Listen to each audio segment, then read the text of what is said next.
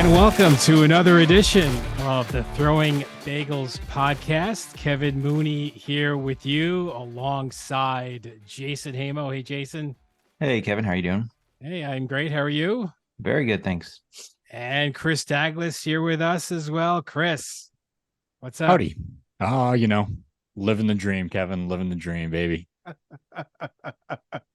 We do have another fantastic guest with us on the Throwing Bagels Podcast. I hope our Oswego audience will forgive us, but we do have a SUNY Cortland graduate joining us for this particular broadcast, and that is okay. She is a hockey expert and content programmer for Bleacher Report Open Ice. Please welcome in Alex Russo. Alex, hello. Hi, happy to be here. Thank you for that kind introduction. Oh, sure. It's great to have you. And let's just get right into it. So as we're recording this, it is Monday night. So there are 4 games in the books right now in the Stanley Cup Finals between Florida and Vegas. And boy, that game 4 was really got a little feisty toward the end. And these teams are really racking up the penalty minutes. Alex, I mean, what is your take through the first 4 games? So everybody loves the Panthers, right? If you look at any statistical evidence, it'll tell you that most of America is right now on the Panthers side, especially with the Heat also on their run. South Florida is buzzing, and for good reason. So I had a lot of faith in them going into it. They have disappointed me thus far. I think Vegas has just looked extremely strong, and they're playing their game, and they're fast. They're hard to compete against. But yeah, like you said, big scrum at the end of game 4 there. I was lucky enough to be on shift that night covering it. And between getting out all of our end of games and looking at that scrum, I was definitely had my hands full. Clock does strike midnight on Cinderella every so often. So, couldn't last forever, I guess. That's fair. That's very fair. I felt that Florida was going to go all the way, and obviously we know what the stats are when you're down 3-1. So probably not going to happen at this point. And it sounds like I'm really heavily rooting for Florida. I'm not. I just think the Cinderella story was something that I got caught up in. Sure. Ultimately you look at these two teams and it seems like Vegas is there's just so much depth up and down that roster that Florida's really having a tough time with that. I agree with you. I think, Florida is based on their heart and their grit. And even though obviously they have star players like Kachuk and Barkov and whoever else, they don't seem to be up to the task. And it could be that they just ran out of gas in the tank, right? But other than that, it just looks like Vegas is poised for a cup championship. They've come close before, right? So they might finally get over the hill, considering they've only been in the league for 3-4 years at this point. So it's crazy to even think that they've been around for such a short time and might get a cup out of it. Yeah, I think this is their 6th season. They went to the cup final. What was it? Their first season in the league, right? So wild. It was. Yeah, no, it actually seems shorter, thinking about the fact that they're, back in the finals. It seems like, oh, there's no way that they did this twice. And there's definitely a stat out there. I don't remember what it was, but I read it the other day that basically they're like one of very few teams in NHL history to pull off that feat. And if they win, I don't know what the stats are there, but definitely like winning within the first 6 seasons is a big deal. Is there any way we're seeing a game 6 here? I really hope, just from a viewer and a fan standpoint, like you want to see more hockey. Obviously don't want the summer withdrawals to start just yet. Well, it's probably going to come down to Kachuk's health, really. I mean, he's banged up. It seems like the NHL didn't really kind of turn their head to the side and said, don't worry about the concussion that last game. No big deal. Yeah, he came back as if nothing was wrong. I mean, right. And every time I look at a hit like that, I'm 5'1", I weigh roughly 100 pounds. I think, man, I would be done. I would be so done. I mean, I think any normal person would be done after that hit, especially even a hockey player, apparently. Well, let's move on to a real hockey team. How about the New York Rangers? All right, let's talk about them. There's we have a backup goalie situation, right? I mean, everyone's a free agent.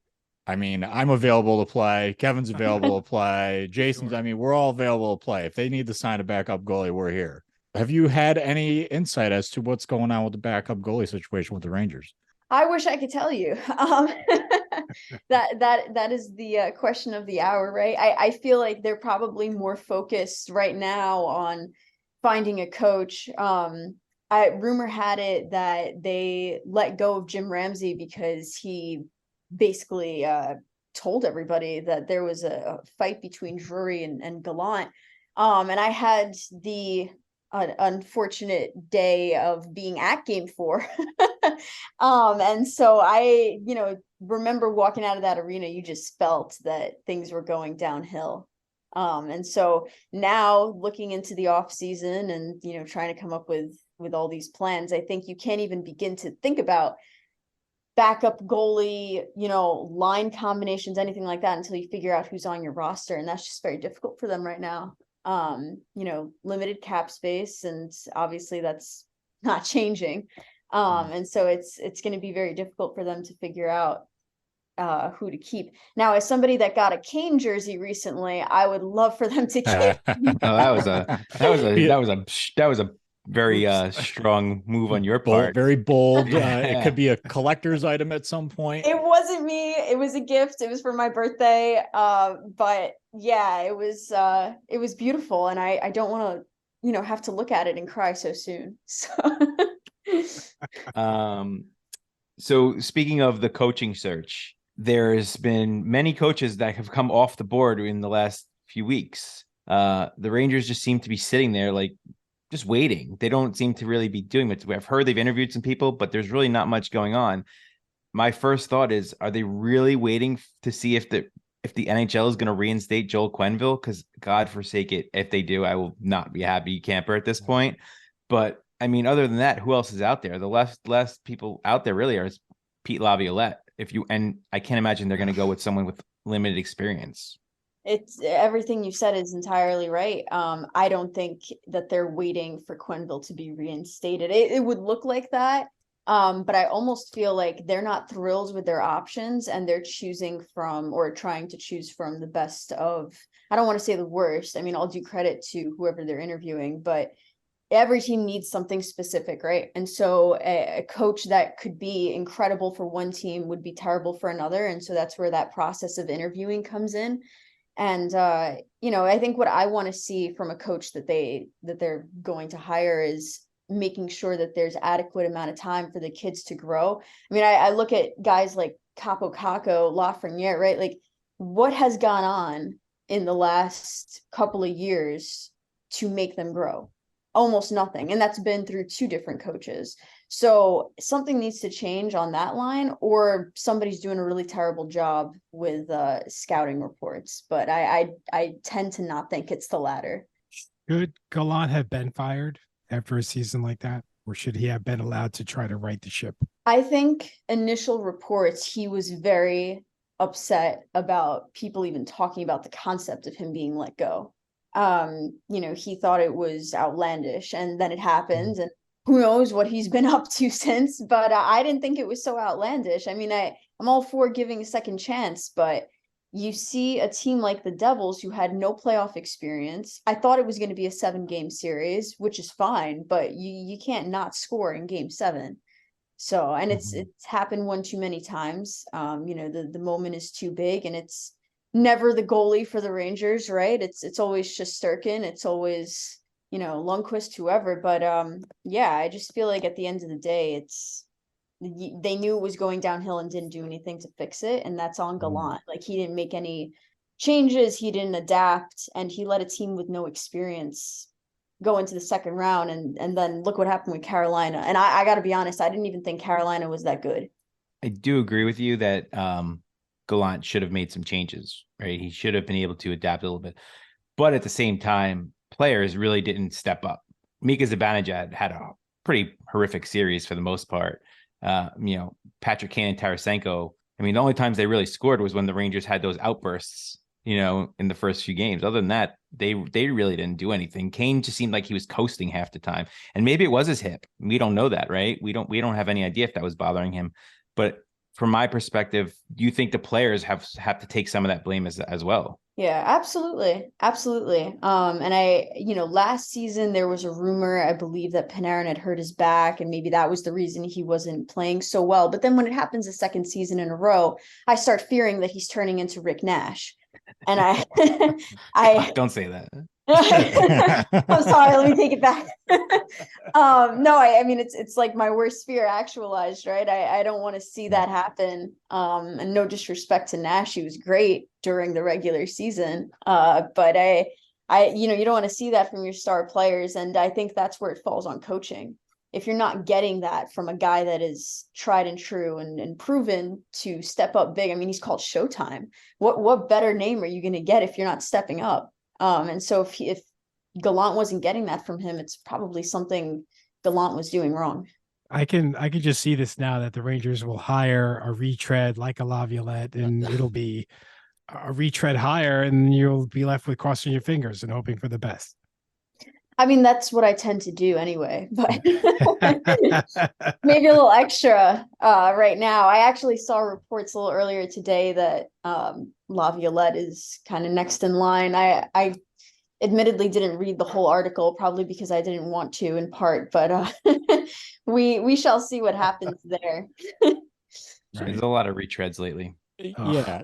And I'm wondering, why doesn't the NHL take chances on younger coaches like other sports do? Yeah, I mean, the NFL is a perfect example. They'll just throw some dude out named McVay, and all of a sudden he's winning a Super Bowl. No, that's true. I wonder what it is about the NHL that doesn't lead them to giving them those chances. I wonder if it's something just culturally within the league, or it's the way certain teams operate. But for what it's worth, I don't really think Knoblauch is the answer either. And not necessarily because of his lack of experience. It's just, the Rangers still have enough veterans on their roster that you need a guy who's able to handle both. And I don't know that he's that person. Let's change our focus here to the players. There's basically the Rangers have zero cap room. So what we have, Kane, we have Tarasenko. Are there any chances they come back, or are we, the Rangers, just going to kind of let them go? Or have you heard any news on either one of those coming back? So Kane got the surgery, right, for his hip.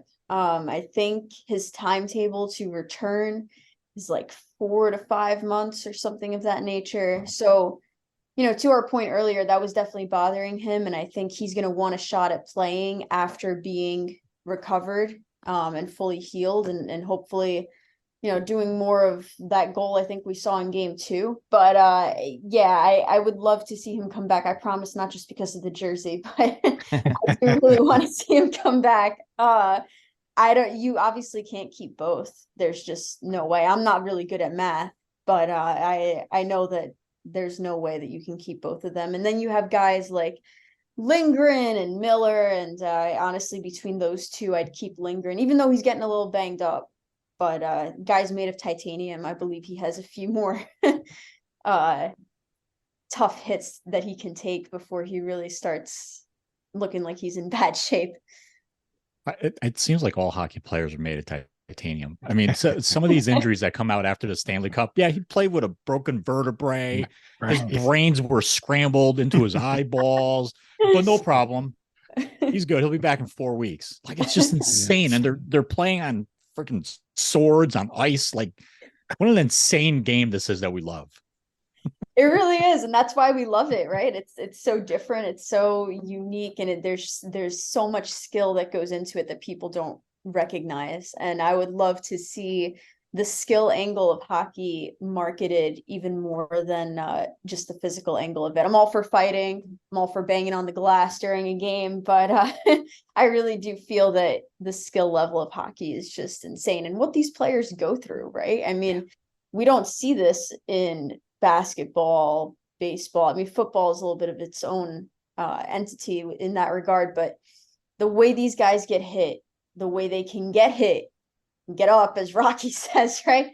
That's what they're made of, and it's incredible to watch. I don't think people necessarily realize the intensity behind it each time it happens, and how incredible it is that, you know, guys like Lindgren come back with however many stitches and, you know, it's like nothing happened. Like we said, the hip surgery for Kane. Do you think he takes a pay cut? He's got to take some sort of a pay cut at this point, right? He's an aging player. He's coming off of a major hip surgery. He's going to be out until what? At least November, probably at this point. Does he take a pay cut? I mean, even though the Rangers are in cap hell, they may not even be able to afford him with a pay cut. But you know, what kind of a pay cut would he take? Would he have to take at least? Have to? Difficult for me to say. Like I said, terrible at math. I don't even want to think about numbers, but I will say that many players, as we've seen, take less to stay with the Rangers, right? Like I remember distinctly one of the first times I saw it happen. And for reference, like I started getting into hockey when I was 12. I remember Zuccarello taking less to stay with the Rangers one year, and just thinking to myself, even as a kid, like, wow, you know, these guys could probably go out and get any contract they want, and they really want to stay with this team. Now I love them more. Like, and I think Kane probably has a very similar mentality to, you know, to that in general, where it's like, I love this team so much. I chose to come here. I wanted to come here. I fought to come here. I mean, we remember the comments he was making after the Rangers got Tarasenko. He was upset. He was visibly, actively, publicly upset, which is not something you tend to see from players, because, you know, they don't want to show that emotion, or they're told not to. And so I think that can't have gone anywhere, being in the playoffs at the Garden. He got the full experience. So I hope that his desire allows him to take whatever that number is and stay with the team. With that said, right, the restricted free agents and the unrestricted free agents that the Rangers have, right? So Lafreniere and Miller are two of the restricted free agents. Now, Miller, you mentioned you'd keep Miller over Lindgren, although I might differ on that a little bit. I love Keandre Miller, and he's younger than Lindgren, and he's got more skill. But do they keep both of them? Can they keep both of them? You know, they also have, besides Kane and Tarasenko, Mikkola, Halak, and Mott are all unrestricted free agents. Now, those guys aren't going to cost you a ton of money, but you can't keep all of them, right? That's, you know, even $1.5 million per person is still going to add up after time when you're in cap hell. That's true. And I mean, how many times are we going to bring Mott back, right? So there are some situations that I think are unique in the sense that, you know, maybe you don't want to torture the guy and have him go somewhere else and then come back and, you know, the whole spiel. But like I said, I couldn't tell you an exact number. All I know is that, to your point about Lindgren versus Miller, I actually don't know. I might have said earlier that I think Lindgren has some time in him and, you know, ability to take hits and whatnot. So maybe he is the choice over Miller. I think with the right direction, Miller is, you know, an incredibly like skilled offensive defenseman. But I don't know.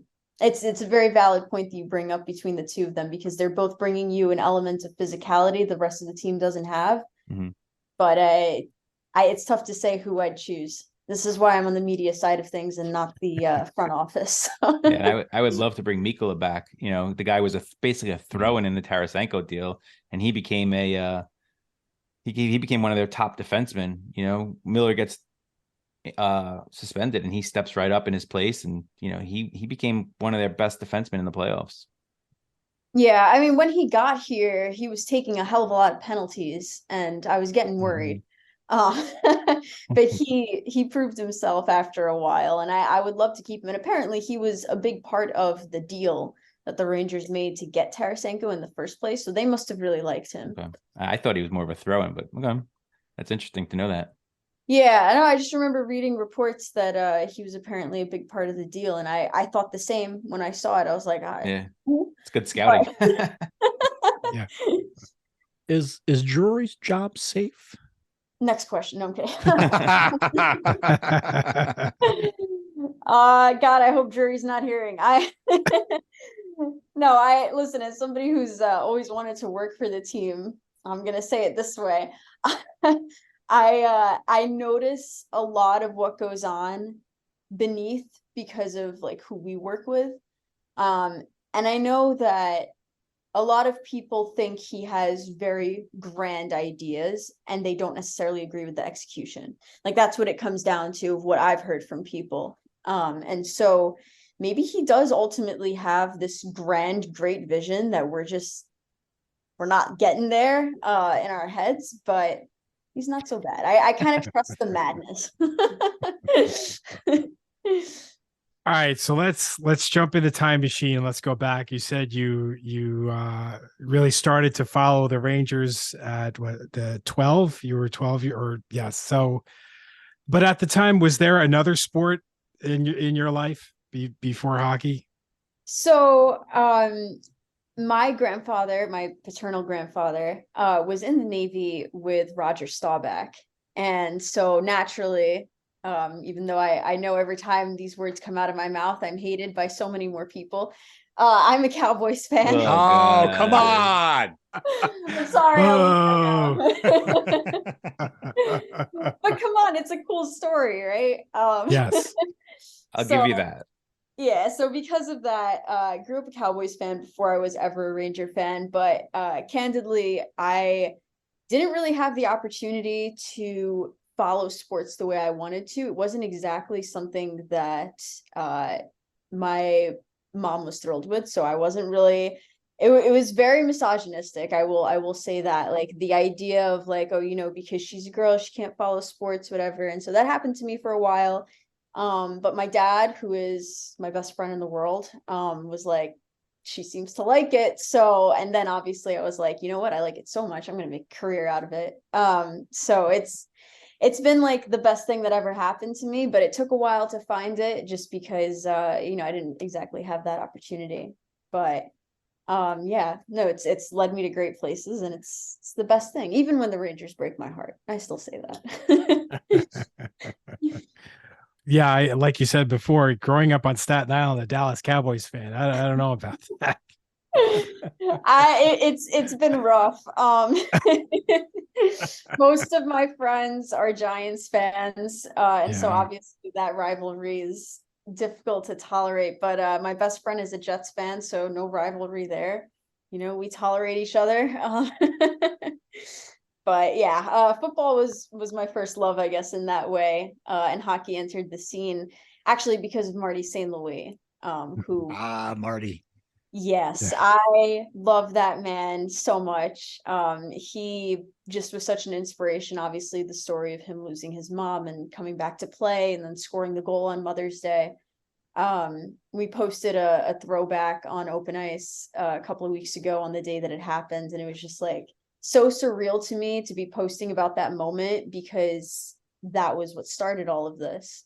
My dad, who is normally like the happiest guy ever, was sitting on the couch all depressed, and I was like, what's wrong with you? And he told me the St. Louis story, and I just 12-year-old me was like absolutely in love. Like, what, the team went to the his mom's funeral and supported him like that? Like, that's beautiful. And then they broke my heart, as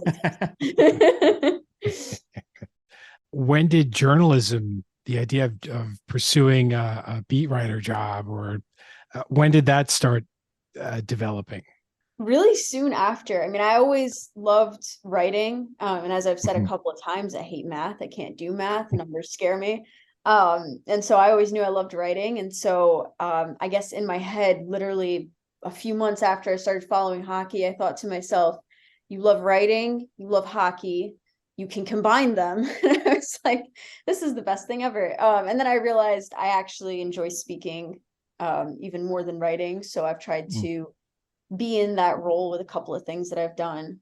And, now working on the media side of it, which is completely different, but all different like angles within the field of hockey and within hockey media. And honestly, I've noticed now at this point, it doesn't really matter so much to me which angle I take, whether that's writing, speaking, media. I'm just happy to be here, happy for the ride, happy to be a part of it. What kind of challenges have you faced so far in your career? Obviously, you're a young female into, as you said, a misogynistic world, really, of sports and sports media. Can you tell us kind of some of the challenges you have faced? Yeah, so I love that question. I appreciate that somebody takes the time to ask that. So, like I said, I mean, my first challenge really was my mom. Like, we don't, there's a lot of reasons why that happened, I guess, but that was the first challenge I faced. And I think that builds a lot of character because as I want to say child at that point, right? Like 12, like as a child, you kind of look to your parents for guidance in terms of what you want to do with your life and what's acceptable, and I feeling that it wasn't made it difficult for me to want to continue down that path. And I will never forget, I was writing at the time, literally at like 12, 13, I was writing for this site called the Ranger Zone. Shout out to that guy because he gave me my first job. But I was so happy that I was doing it and I had to hide it because she wouldn't let me write. And so I would I would have to find ways around it. I would have to say I was doing schoolwork, and I would publish to the site on nights where the owner of the site, Rob, he couldn't, cover the games, and so I would. That was my first challenge, and as I've gotten, further along with it, a couple of other things have come up that I guess have just, made it a little bit more challenging for me in some regards, like working for Cortland hockey. Everybody within the organization was great, but I'll never forget. I was the first team meeting that I had to go to, and I didn't know where the room was because it's a pretty big building, Cortland's athletic complex.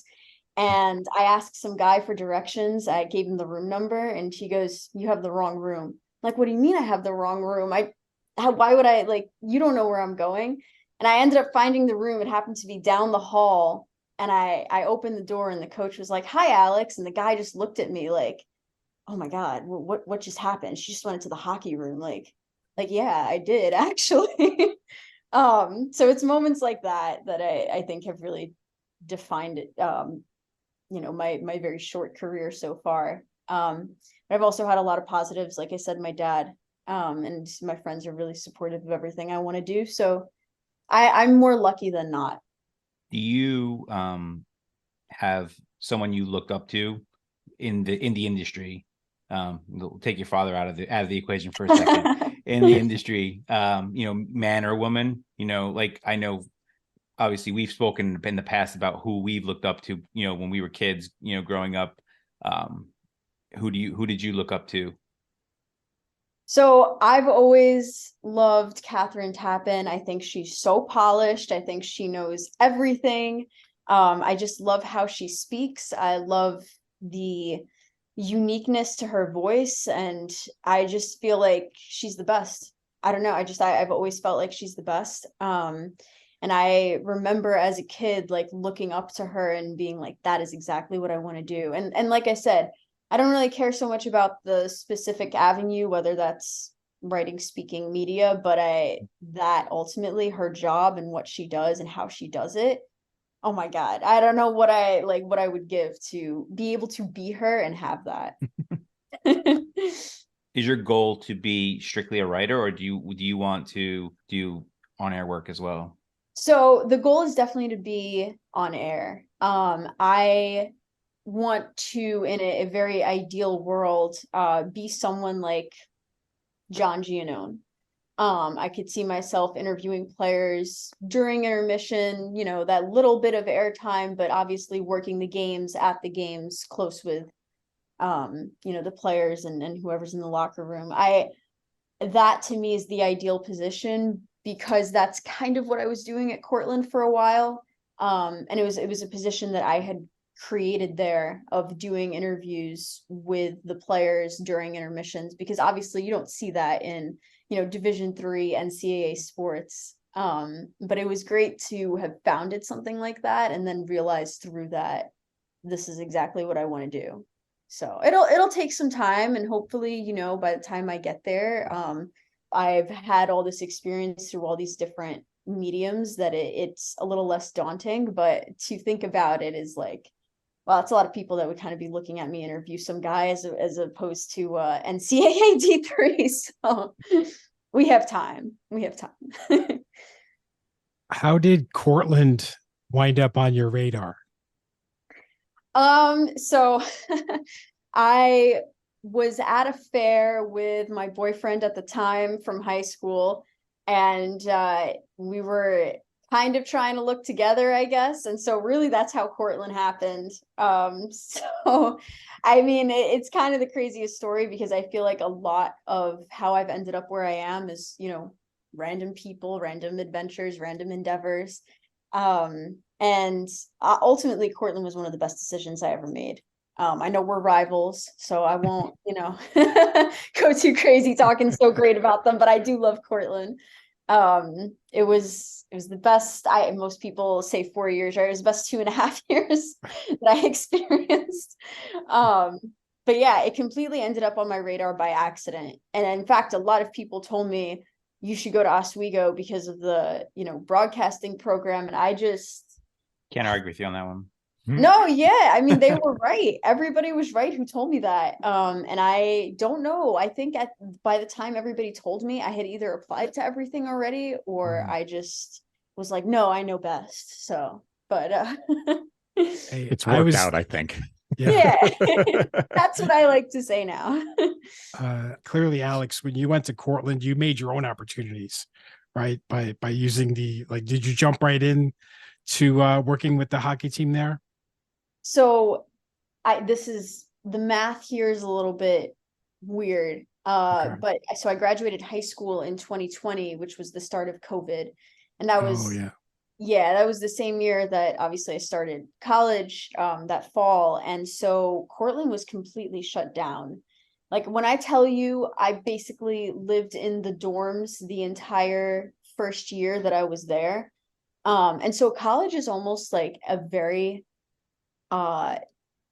different experience to me than it was for a lot of people, because literally my time there was spent in a dorm, not being allowed to go out to eat, to go out to the gym, there were no parties, like, you know. And so it was a very different college experience, going there my first year. And I wasn't able to work with the hockey team because there was no hockey, there was nothing. True. So That's true. Yeah, so I became the sports editor of the Dragon Chronicle, which is our like student run paper. And that was the season, I believe. Yeah, that was the season that you know, Lundqvist got bought out, and I was writing about that because there was no hockey going on at Cortland. And I just remember being like, all right, I'm not complaining about this one. I'm writing about the Rangers for Cortland, even though it's kind of weird. But and then the next season I emailed the coach. Great guy. He basically like accepted everything that I threw at him. I emailed him one day and was like, hi, you don't know me, but I really want to work for you. And I promise you don't have to pay me. I just want some credits. Please let me do this. I'll see you in a few weeks. Goodbye. And he was like, I don't know who you are. But okay, like that's fine. We'll meet in a few weeks. And I went to his office. This is another one of those moments through no fault of his that I will ever forget. I knocked on the door and he looked up at me and I was like, oh, we have a meeting right now. And he goes, what? And he looks down. He's like, my meeting's with Alex. And he looks up and I'm like, yes, I'm a girl. I'm Alex. And he was like, I'm sorry. I was like, oh, you're good. Like, I kind of like that. I kind of like that my name is androgynous in that way, because sometimes that happens and people are like so not expecting me to walk in the room. But we ended up having a great conversation. He's a big Ranger fan. So, you know, obviously good guy. Yeah, hit it off. And I told him, like, I promise I'm not going to get in the way. I just really want to do this. I think I can help, you know, the team gain visibility. And we did. Throughout my time there, I worked for them not only as like their in-person you know, interviewer, but also I helped run their social media accounts, and they ended up, you know, having a lot more followers. I mean, a lot of them were my friends who were like, all right, let's be nice and follow the account for her. But it was just a great experience overall. And I wish that I had that first year, you know, where COVID wasn't a thing, but take what you can get. And it was awesome for while it lasted. So you were basically their social media manager / did you do any writing for them, or? I did. Yeah, I wrote some articles too. During games, they used to, like right before the anthem, they would announce, you know, media coordinator, and my friends would always joke with me that, like, you know, that's only one of your like 7 job titles for them. So I I loved doing so much. A couple of my articles for them ended up, on either their website or back in the Dragon Chronicle, because once I stopped writing articles and was just editing, I had no reason to necessarily put those articles there, but I was like, why not? And we ended up growing because of that. I think, people see it in the main page and they were like, oh, maybe we should go to a hockey game. And then we got good, for a while. I think Oswego actually beat us this last year. But yeah, Cortland was good for a while, made the playoffs the first season that I worked for them, which was their first time making the playoffs since like 2008. And the players were really nice to me. They ended up telling me that I inspired them and I made them feel important. And that's why they got back into the playoffs. And I was like, I knew I picked the right job. They always say hockey players are the nicest. Yeah, they are really nice, although a little bit intimidating when the guy is like 6'4" and I'm, at best 5'6" in heels. I remember I would try to move the microphone up and I'm like on my tippy toes, but I'm in heels and guys trying to crouch down. I'm like, oh God, this is the one struggle. Yeah, you add a few inches when you're on skates too. So right. Yeah, exactly. Yeah, the Cortland head coach Joe Cardarelli was an assistant at Oswego several years ago. Actually, was with them. He helped recruit a lot of the players that won the national title in 2007. So that's a great foundation that Cardarelli is, put there for Cortland State, and they're really starting to become a force, in the SUNYAC year in and year out. Yeah, no, he was amazing to me. Always let me have access to whatever I needed. The team ended up buying me a microphone at some point, which I felt nice. bad. Yeah, no, they were so sweet. But one of our players, his father, came up to me outside of the locker room and was like, "Oh, we have a present for you," and handed me a box. And I was like, "What is this?" And I saw the microphone. It was such a nice gesture. I think his son was the one I had interviewed first. So I was like, I guess this makes sense. But yeah, they were really nice to me. And Joe Cardarelli, all respect and thanks to him as well, because there's no way that any of that would have happened if he wasn't like, all right, let the crazy kid work. Let her do her thing. To graduate in 2.5 years, Alex, I mean, how did you manage to pull that off? So people don't believe me. You can ask my friends. I was out 3-4 nights a week. I lived college. I promise you, I lived college. For that, year and a half that it was actually active, but it basically meant taking 19 to 21 credits a semester. And I came in with 16, which is a semester's worth. So I basically consolidated 2 extra semesters into one. And I didn't take any summer classes, no winter classes, nothing like that. I just was like, you know what, during the time I have to work, I'll work. And so 21 credits a semester is just about 7 classes. And most of my friends were taking about 4. So I was lucky because some of them were still virtual and I wouldn't have to necessarily, be in class, but I would always be working hours before we'd go out, right? Like me at the laptop, just nonstop staring at the screen. But it was worth it. It was so worth it. People ask all the time, do you feel you missed out on the college experience? No, a year of all that was enough for me. And now I'm happy. So I'm happy that I did it in a short time. And that was always the plan going into it too. It was I want to get out. I want to work, and when you love what you do, you're not working. So see, the old guys like us didn't have those virtual classes. So we had to go, Yeah. took 7 classes. You had to be at 7 classes. Yeah. I took 21 credits one semester and it was the worst thing I ever did in my entire life. life. Agreed. I did the Worst thing I same ever thing, did in my entire life.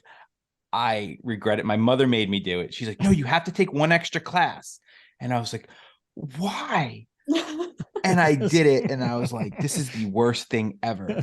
Terrible idea. I was like, actually, it was not 21. It was 18 credits. So it was 6 classes. But either way, I had to go to, that was just yeah, I was like, I regret doing this. I would rather have taken an extra semester in college than have to take 18 credits in 1 semester, especially when you have to be at the class. I guess when you're virtual, it's not as big of a deal, but it's true. And I do think that was that would have been a deterrent to me had I known that I had to be at every single class every time. Yeah, that's a little bit more difficult. There was only one semester where I literally had 7 in-person classes, and every other semester, at least one of them was virtual. So it wasn't like that big of a difference, but I am the kind of person who wants to, like, set aside my 6 hours to do something and then be done with it. So that's what I would do. I'd be like, all right, you need this done by, like, December 15th. I'm going to do it in October. That's how I did everything. Impressive. Yeah, thank you. Thank you. I swear people are like, oh, you must be so smart. I'm like, no, actually, I'm like probably average intelligence, but just really wanted to work for the Rangers. So it's like, let me get out of college so I can, impress jury at some point in my life. So you went through college. You talked about how you got your first job when you were younger. How did you get to the Bleacher Report? So I was having all these offers roll in from different graduate schools and the Connecticut School of Broadcasting. They were very generous offers, and I was really excited about a lot of them. But unfortunately, my heart was still set on working, and so I missed out on, cities like Boston and whatnot, like Emerson College. But it came down to the last minute. So I was about to make a deposit to basically hold my place at Emerson, and I noticed that this random guy followed me on Instagram, and I'm like looking at his profile, and I see that it says Bleacher Report, and that he did social stuff for the NHL on TNT. Like, this is so cool. I'm gonna message this guy. Let me hold off on Emerson for a second. I'm like, hey, you found me, I found you. What's going on? Like, what do you do? And so we ended up talking for a little bit about his job, my roles, and he goes, actually, we have a position open on our team.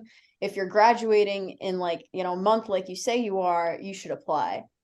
And I was like, are you for real right now? This seems too good to be true. So I applied, didn't hear anything, didn't think anything of it. And 2 weeks later, I get an email that says, hey, are you free at 10 a.m.? I woke up at around 9:55. So I was like, wow, I saw this email for a reason. And I responded back. I was like, yeah, I get on the phone with Bleacher Report's recruiter. And he's like, I love you. You have to talk to this guy, Evan, who's now my boss. And we ended up talking later that day. Like a week later, I spoke to this woman, Meredith, who's amazing. She works for like Bleacher Report National. And I thought we had a really good conversation. Felt like everything went well between both of them. And like 2 weeks went by and I didn't hear anything. And I kept postponing the day that I had to deposit for Emerson.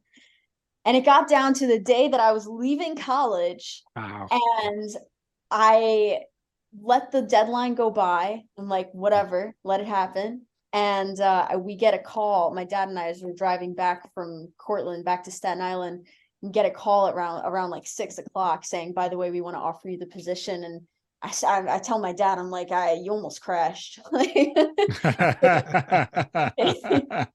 It was incredible. I kept having to like mute the phone, screaming at like, oh, did you hear this? Did you hear that? He's like, unmute the phone. You're going to miss like what your salary is. And I was like, no, you're right. So we were just like screaming in the car, all happy about Bleacher Report, but it was all because this guy who I shout out to, Matt Schneider, he's amazing. He's basically the whole reason why I found this job and why I have it now. And Wow. He's great. And the whole team has been great about, helping me learn and helping me grow, both, I think, like as an individual, but also, within the skills that I need. I absolutely love working for Open Ice. It's the best thing I've ever done. And it's just surreal kind of to go to work every day because I love it so much. Like tomorrow, I work the late shift. I'm working the game, and I just think to myself, this is the greatest thing ever. So you couldn't swindle a plane ticket to get to Vegas for the next game? Like, what? I mean, come on, what kind of company are you working for? I am so on board with you. I definitely hope to have opportunities in the future to be on site for games, because that is part of the job description. My coworkers fly out sometimes, but I think just because it's only been a few months and I'm still technically new, there's definitely stuff to sort out there, but I'm hoping that by this time next year, maybe not Vegas. Actually, I hope not Vegas. I want it to be like Edmonton or something, but just because I love Canada. But I'm hoping, to be on site for a couple of things, maybe during the off season as well. We'll see. If I am and I have an extra ticket, I'll give it to you guys. I promise. Yes. Yes. So you were applying to grad school, or basically putting a deposit down on grad school? Yeah, I had everything set. I had decided I wasn't going to go to the broadcasting school because I've always had a very weird fascination with the city of Boston. Like as a child, the first time I went there, I was like, this is the best place ever. I'm going to end up here at some point or another. And I still believe that. I still believe Boston is somewhere in my future. Be careful what you say, coming from Staten Island. Yeah. saying you love Boston. You've already said the Cowboys. Now you're saying seriously. Boston. I mean, come Next on. thing you know, you're going to say you're a Red Sox fan. I mean, honestly. I mean, none of us are Yankee fans, so it doesn't really matter to us as much. But like, Right. I'd be careful what you say on Staten Island. Well, I have a question for you. How much do you want to hate me right now? Oh no. Oh no, she's a Red Sox fan. That doesn't bother me. It doesn't bother me either, but she's just upset everyone in Staten Island. I've upset everyone I know. Oh my God. Wow. So- you must be a black sheep in like your family. My Unless entire they're Mets family are fans. Mets fans, and my Okay. dad did this class in Boston. It was like a Harvard business school. It was like some kind of expedited business class program that he did. And I told him that because this was like at, I don't know, 12, 13, I told him because I root for the Cowboys and they're not a New York team, every other team I root for in every league has to be not New York, so that the Wow. Rangers are special. That was my like 12-year-old thinking. I was like, the Rangers are special because they're the only New York team I root for. So he came back with a Red Sox hat for me, and I believe that was the year that they won. It might have been 2018, like the story that I'm telling about him going to Boston. I think it was 2018. And I was like, you know what? This seems to be a trend. I become a Ranger fan in 2014, the year of St. Louis. They go to the finals. I become a Red Sox fan in 2018. They win. So I was like, this has to be good luck. And I haven't been right since, but it's okay. Well, I hope you're never right about the Cowboys. Sorry, but Seriously. Is there an NBA team in there somewhere? Chicago Bulls. So, okay. I make no claims to following basketball. Okay. The only two sports that I follow are hockey and football, Sure. but I like the Celtics just because like Boston. So wow. I That's know all I right. should probably learn how to not say this in conversation because it Should've just never lied. ends well. It should have God, lied. you're very. I'm gonna tell you one thing. You're very unique. You're very unique. Yes. A unique sports fan. It's the Yeah. new sports fan, Jay. It's this next generation of sports fan, you know. What is your daily work at Open Ice? What do you do on a daily basis? So day shifts are mainly comprised of curating content. So basically I help find content from a variety of sources and across all of our platforms. So we have Instagram, Twitter, TikTok, and our job is to basically find interesting stuff that people are going to engage with. So that could be something from game content, all the way to fan moments, ref on the hot mic, whatever it is, that we think people will engage with. And so my job is to find that and then to what we call package it in a way that, makes it pretty and presentable and that people want to like and engage with. So I personally find the finding of content to be where I'm better than like packaging it. I'd say like I notice all the little moments in games that other people might miss, but then I'm still at a point where like I'm not necessarily sure how to present that to people, but I'll lean on somebody else for advice. But I'm very good at like content ID, and so that's become the most fun part of the job for me, which is why I love game nights so much, and I prefer working game nights to working day shifts, just because I feel like there are those little moments to find, and clipping out the highlights because we're league partners, and so we have access to those highlights and being like, oh, did you see this sick move? Tweet. Like, it's just so easy and it's so simple. But you're scrolling through your feeds later on that night and you're like, oh my God, I did that. It's kind of cool. What's been like the biggest, like most viral moment that you've uncovered so far? Viral moment. I have to think about this.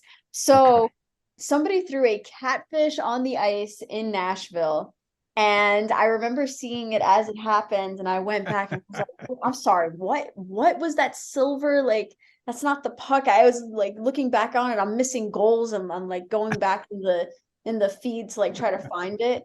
And I did, and I remember telling my boss, I was like, there's a catfish on the ice. He's like, TikTok. So I make it to TikTok, and it hit like 3 million overnight, which is crazy numbers for us. And I'm like, it's not even about hockey. It's a catfish. Like, and I have to admit, like, as a purist of the game, sometimes seeing all the like memeified moments is not exactly what I want to see. But I think it's good because I bring a little bit more of a serious element to the table, and I think Open Ice's voice is very fun and chaotic, and I love that about it. But I also think that some of that grounding is good to have in the mix, and I like that that's something that I can bring to the table. I'm not always the one necessarily finding the viral like moments, but I am finding the little things that like other people might miss, and that's honestly like the best part to me. This has been great, Alex. Thank you so much for being with us. And you have your whole career in front of you, and we wish you all the best, continued success in your role at Bleacher Report. And I think for you, it's really onward and upward from here. Agreed. Thank you so much. Just remember, this was your first podcast when you make it big.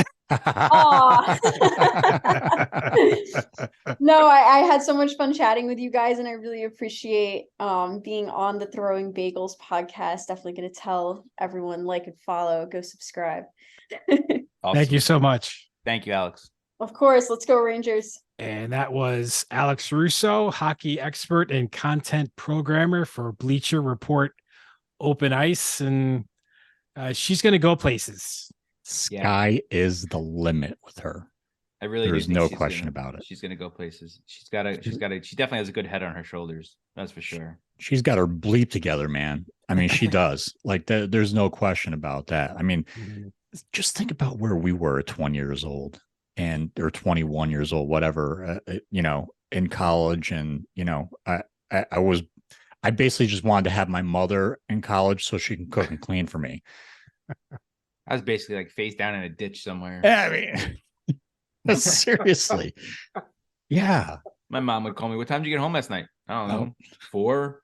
No. It wasn't last night. It was this morning. Yeah, exactly. So we'll definitely link to Bleacher Report Open Ice on this podcast. And please follow Alex and watch her really pursue her dream, which is to be a beat writer for the Rangers. You never know. Maybe she'll wind up in Boston, like she said, covering the Bruins. Covering the Bruins. Oh, no, she wouldn't do that, would she? I mean, listen, if the job is there, man, like I know. Yeah. I've worked with people that are diehard fans of this team, and they wind up working for the arch rival because, hey, it's a paycheck. It's a paycheck. You're right. I remember growing up and being like, I would never work for that team. And then like after we graduated college, and I was like, I'll work anywhere. That's exactly right. Although I don't know, it'd be really hard for me to go to the Cowboys. I'm not gonna lie. Look, if the Yankees said, look, we'll pay you a lot of money to do whatever, I'd be like, okay, cool. All right, I'm in. Judge is the greatest. Yeah, absolutely. Judge is phenomenal. My friends would best call me player such ever. a sellout. Speaking of the Yankees, can we just do a sidebar here really quick? What the hell happened? That foul ball. I can't the one that hit John? The one that hit John Sterling. When you're 80 years old. You don't have the reflexes anymore. But have you seen the video? He's staring at the ball. Like he didn't even put his hands up. He said, "Oh, there's a foul ball coming this way," and it's like he goes, "It is high, it is far." Oh my god! I just took one off the face. Just right, it just hit me in the head. I saw that video on Twitter. He took a pretty good crack right there to the Yeah. forehead from that foul ball, but like a professional, He just kept going. chugging Good. along. How Good come for Susie him. didn't save him? That's what I want to know. Dude, someone's got to dive over and protect him, right? I know. Like the Secret Service, like that. Someone's got to dive on top of him and make sure he doesn't get whacked by a foul ball that he sees coming but can't do anything about it because he's fixated. Should have had the window closed. There needs to be a net in front of John Sterling, just Seriously, like people sitting down by the field, right? Yeah, right.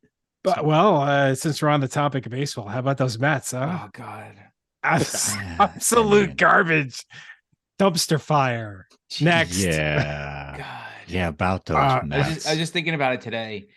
All these Jets fans that are like talking how great the Jets are going to be this year. Oh God, Caution yourselves. I can't wait till they don't make the This playoffs. is what I was thinking about today. I have a ton of friends. I have a decent amount of friends who are Jets fans. I'm like thinking to myself, caution yourselves, because they're just as bad when history comes to the Mets. So we were all like, this is gonna be a great season for the Mets. We're super excited. And now look what's happened. Now we're like, man, this sucks.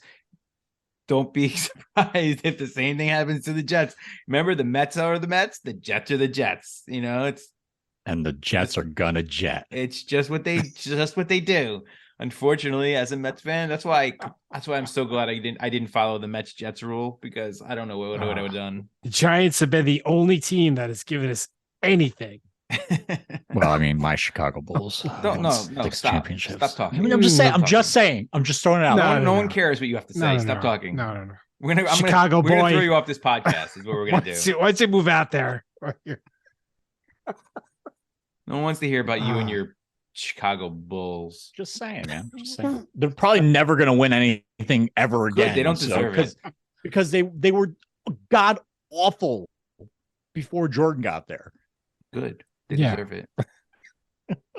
all right, we're getting a little punchy here on this. I hate the Bulls. Sorry, I just hate them. I don't hate them now, but I hate them back then. I will always hate them. With damn Bill Cartwright and elbowing Ewing in the face every chance he gets. That's and right. John Paxson and Michael Jordan and Scottie Pippen and Ho Grant. You know, all the Armstrong. BJ Armstrong. Yeah. Those guys are in Keep my going. nightmares. Mm-hmm. Tony Yes. Kukoc. Kukoc, yeah. The people, my kids are always like, who are you rooting for? Who are you rooting for? And then, like, you know, in the finals right now, I'm like, I'm rooting for the blue team. I'm rooting for Denver. They're like, no, let's root for Miami. I'm like, I will never root for Miami. I was gonna Never. say, like, Miami's got to be up there as one of the most hated teams they're for Knicks just below fans. the Bulls on the list of teams that I will never root for. Those 90s Knicks Heat matchups, no way. Ugh. Couldn't pay me money to root for the Heat. Those are brutal. With Jeff Van Gundy hanging on Exactly. Alonzo Mourning's Mourning's leg. Ah, Right. so great. And then the Pacers are probably number 3. I would Oh, never root for yeah, the yeah, Pacers yeah. because And the Celtics, the Celtics used to be very high on that list too, but they've the Knicks and them, they've never really had battles since like literally like the early 90s. Even pre Bulls, like they've never really. So I don't really care that much about the Celtics anymore. I think we've meandered about enough. So let's put this podcast to bed. Thank you so much for listening. You can check us out anywhere you get your podcasts. You already knew that because you're listening to this right now. Duh. But you can go to throwingbagels.com and check out the rest of our podcasts. We are rapidly approaching our 6-month anniversary. You can believe that, since our first podcast. Yeah, 6 months. We've made it further than 90% of the podcasts that are out there. That's true. So take a listen. And from our homepage at throwingbagels.com, you can check out all of our social media pages and our email address, throwingbagelspodcast@gmail.com. We hope to hear from you soon. We have a blog coming out next week, so stay tuned for that. And then we'll be back at it on the podcast space, whatever it is, in another couple of weeks. So we'll see you then. Okay, Jason, talk to you later. Good night, Gentlemen. Chris, It's been real. And watch out for this Alex Russo. She's going places, boys.